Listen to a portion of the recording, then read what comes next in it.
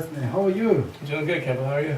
Very good. I like to you teach Dharma because in the last couple of years you learned Dharma. I'm very happy, and today is time for share Dharma. Okay.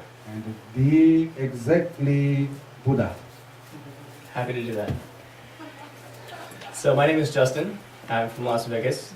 I'm here at the Dzogchen Retreat Center right now on a 2-month internship program. And I recently have been studying with Khenpo Chogyam Rinpoche for about 5 years, going to many retreats, and recently completed a 6-month internship, studying really in depth, comprehensively the sutras, tantras, as well as the Dzogchen teachings. But today, to commemorate our teacher, our kind teacher, Buddha Shakyamuni, who first taught the Buddha Dharma 2,935 years ago, I would like to give a brief introduction, a concise introduction of Buddhism in lay practitioners' terms, or just in lay terms. It's real simple, down to earth. And the way that I would like to go about doing that is really hitting on the topic of happiness and suffering. Because this topic, happiness and suffering, is really at the core of all Buddhist teachings. It's the essence of Buddhism. It's really what Buddhism is built around, is happiness and suffering. And this can seem really simple and be like, yeah, okay, whatever, I like being happy and I'm fine. But really, this is a question that most beings go through at one point or another of why are we happy? And why do we suffer? Where does our suffering come from? And how do we become happy? Truly happy. Is happiness really, when you get this position or when you get this job or the bonus or when you become married, right? And you raise a family, you have kids. Is that happiness? According to Buddhism, we're not saying that that's not happiness. That's definitely a significant, very important type of happiness. But what I would like to introduce to your mind and to the world is that there's an alternative way of looking at what is happiness. What is it? Is it outside of you or is it inside of you? As well as suffering. Where does suffering come from and what is suffering? Is it when this person hurts me or says something to me? Is that suffering? Do I have to suffer out of that? So there's 2 key things I want to look at. What is suffering and happiness? And what is your role that you play in how you feel? In the happiness and suffering that you actually have? Do you have any say? Right, that's what I want to focus on. So, this actually, very ironically, was the very first teaching the Buddha gave. 2,935 years ago, he gave this exact teaching. It's very profound and very concise. And it actually is summed up in 4 lines, 4 stanzas. And they're called the Four Noble Truths, for those of you following along with your Dharma books at home. The Four Noble Truths, the first one is that my suffering, the suffering I experience, is the result of my negative thinking and negative karma. That's a big statement. Say it again. The suffering that I experience is the result of my negative thinking and negative karma. We're going to focus on that concisely. The second one is actually very similar, but it's focused from a different lens, a different way of looking at suffering, and it goes that my negative thinking and negative karma are not only the cause of my suffering, but my negative thinking and negative karma are the condition of all beings suffering. Not only when I have anger does it harm me, or jealousy does it harm myself, but it also harms those around me. It harms every being. These are pretty profound teachings as well. There's 6,400,000 teachings devoted to understanding these 2 lines that we basically just said.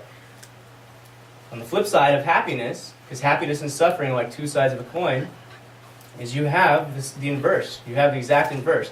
That my happiness, the happiness I experience, is the direct result of my positive thinking and positive karma. This is the 3rd noble truth of the enlightened. The 4th noble truth, the last one to sum it up, is my positive thinking and positive karma are not only the cause of my happiness, but they are in fact the condition. They are the condition of all beings' happiness. Okay, so there's a couple questions that arise in your mind. 1, what is karma? What are you talking about? What does that mean? 2, what is thinking? And what are you calling negative thinking and positive thinking? Right? Well, the Buddha described very clearly what positive thinking and negative thinking are. When you have thoughts of love, like really, like genuine love, pure love, or compassion, right? When you really truly want somebody to be free from their suffering, when you want to help them, right? There's a feeling that goes along with that. Right? If you check, if you look, this is all my new Buddhists out there, anybody like observing or looking for reality or the meaning of life is check your mind and look. The next time you have a compassionate thought, when you really truly want to help somebody, you see like a dog, like, you know, with a limp, or you see somebody in the hospital, or you see somebody that needs your help, and you really genuinely want to help, check and see how you feel. When you have love, when you truly want somebody to be happy, see how you feel. And what the Buddha taught is that that feeling is happiness, real happiness. Not the happiness you can go down to AT&T and, you know, buy a new iPhone, okay? But it's, or go to the Mercedes dealership. But it's real happiness that you can have right now. That's key, and that's revolutionary. That's huge in Buddhism. Is that you can be happy right now. You don't have to wait. You don't have to go outside of you. On the flip side, negative thinking. Look at when you have anger or jealousy, right? When you really want to hurt somebody, when you want them to suffer. How do you feel? What's it feel like? Do you feel better? You might feel justified. You might feel powerful, right? But if you really look with wisdom, or you look when you're more calm, when you've calmed down, after you've stopped yelling at your spouse or your partner, and you really look at, wow, I was being a jerk. Usually, you know, if you really look, you feel like crap. You're like, wow, I'm sorry. You feel a genuine feeling of regret. And you recognize that that wasn't really the proper thing to do. That wasn't correct. Because it didn't make you feel good, and it didn't help the person either. It harmed them. So not only did your negative thinking in that moment result in your suffering directly, and this is huge to realize. If you realize this, you've got it. You, by definition, are an enlightened being. When you realize that your anger is suffering and causes suffering.